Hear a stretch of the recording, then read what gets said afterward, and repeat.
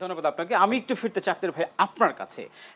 এই বর্তমান কিন্তু যে সিইসি আছে এম নাসিরউদ্দিন তিনি বলেছেন যে বিদ্যমান আইনে কোনোভাবেই কিন্তু পিআর পদ্ধতিতে নির্বাচন করার সুযোগ নাই।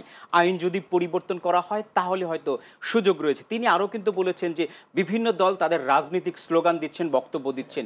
কিন্তু আমরা বিচলিত নই। আমরা বর্তমান পদ্ধতির মাধ্যমেই আগামী নির্বাচন আয়োজন করতে চাই। আপনি কি মনে করছেন? আপনি থ্যাংক যেহেতু ইউ। বিভিন্ন সময় বিভিন্ন দেশে অবস্থান করছিলেন। জি, আসলেই বর্তমান আপনি যে কথা বললেন যে সিএসির যে বলছে যে বর্তমান পদ্ধতিতেই মানে নির্বাচন হবে। পেয়ার পদ্ধতিতে যাওয়ার কোনো সুযোগই নাই আসলে। কারণ পেয়ার পদ্ধতি যেতে হলে সংবিধানের অ্যামেন্ডমেন্ট করতে হবে, চেঞ্জ করতে হবে। এখন যারা নাকি পেয়ার বলতেছে, ভাইয়ের সাথে আমি একমত।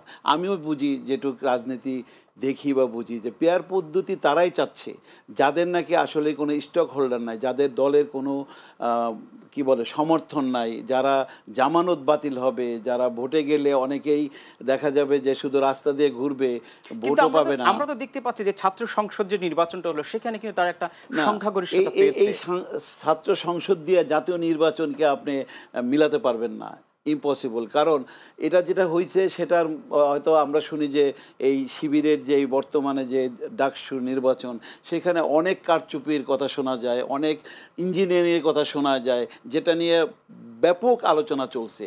এটা এমন না যে একটা সুন্দর সুষ্ঠু নির্বাচন হয়েছে। কিন্তু আমি যেটা মনে করি ভাইয়ের সাথে একমত, আমিও শহীদ প্রেসিডেন্ট জিয়ার আদর্শকে পছন্দ করি, আমি ভালোবাসি। উনি দেখেন 1971 সনে মুক্তিযুদ্ধ যখন শুরু হয় তখন শহীদ প্রেসিডেন্ট জিয়া রহমান তার নিজের কলিগকে শ্যুট করে হত্যা করে তারপরে সে মুক্তিযুদ্ধের ঘোষণা দেয়, রাস্তায় নামে মুক্তিযুদ্ধ করার জন্য, এবং স্বাধীনতার ঘোষণা উনিই দিয়েছে, আর কেউ দেয় নাই। এরপরে দেখেন পরবর্তীকালে যখন নাকি উনি রাষ্ট্র ক্ষমতায় আসলেন তখন এই দেশে শেখ মুজিব সমস্ত দলকে বিলুপ্ত করে দেয়, বন্ধ করে দেয়, শুধুমাত্র বাকশাল থাকবে, বাকশাল কায়েম করলো। কিন্তু দেখেন জিয়া রহমান সাহেব এসে কী করলো, উনি বহুদলীয় গণতন্ত্রের প্রবর্তক, উনি বহুদলীয় গণতন্ত্র দিল। উনি সেই কারণে জামাত ও দল করার, রাজনীতি করার সুযোগ পেল, এবং শেখ হাসিনা আওয়ামী লীগ করার সুযোগ ছিল। আওয়ামী লীগ কিন্তু ছিল না, আওয়ামী লীগ কিন্তু বিলুপ্ত ছিল বাকশাল।